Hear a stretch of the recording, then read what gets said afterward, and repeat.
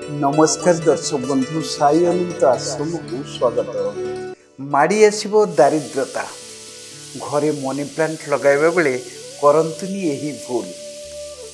वास्तुशास्त्र रे एपरी बहु उपाय विषय कहा जाइछि जहाँ धन अर्जिबारे साहाय्य करिथाए। जो उपाय आपणिबा द्वारा आपण धनी होई परिवार संभावना रही। धर्मशास्त्र रे कहा जाइथिबा उपाय आपणिबा द्वारा माता लक्ष्मी आपणक घरे सर्वदा बसवास करନ୍ତି। घरे मनी प्लांट लगाइथिले सर्वदा धन संपत्ति भरी रहिबा सह सुख शांति मध्य बजाय रहिथाए। ए सबु पाइबा पई घरे मनी प्लांट लगाइबा बहुत भल और सहज उपाय होइथाए।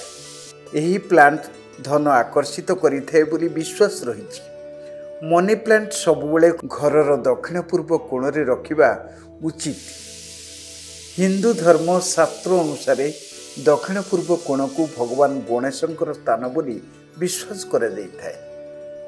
घरर एही कोण रे रखिले व्यक्तिक भाग्य चमकी थाए। घरे लागिथिबा मनी प्लांट को केबे भी माटी उपरे माडिबाकू दियंतु नाही। एभली हेले आपणकर धन अनावश्यक जिनिसरे खर्च हेबो। धन को संचित रखिबा घरे खुशी आनिबा पई मनी प्लांट को एक बाड़ी साहाय्य ऊपर को बांधी दियंतु।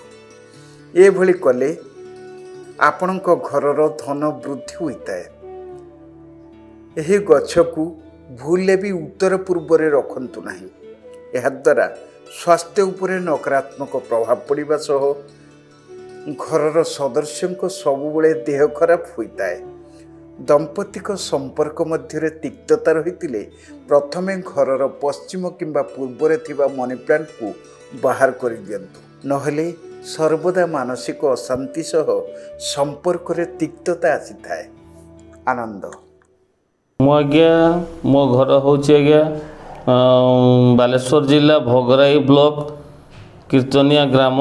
मु बाबा को फोटो यूट्यूब रे देखी देखिला परे मो मन सदा सर्वदा बाबा पाखक टाणु थाए। बाबा सहित केमती भेटिबी एवं दिन आसिला बाबा पाखरे आसी पहुँचली एवं बाबा पाखरे आसी पहुँची बिना असुविधारे सबु सुविधा क्रम रे बाबा दर्शन पाइली एवं बाबा मो मनर कथा मो कहवा पूर्व से निजे भी कहीदेले सबु कथा एवं संपूर्ण कथा कही सारा परे से मते आशीर्वाद कले तो रास्ता रे चाल तो बाट आउ टिके बतई देबी तो काम सब सदा सर्वदा सचोट रहिबो तो काम सदा सर्वदा भल रहिबो।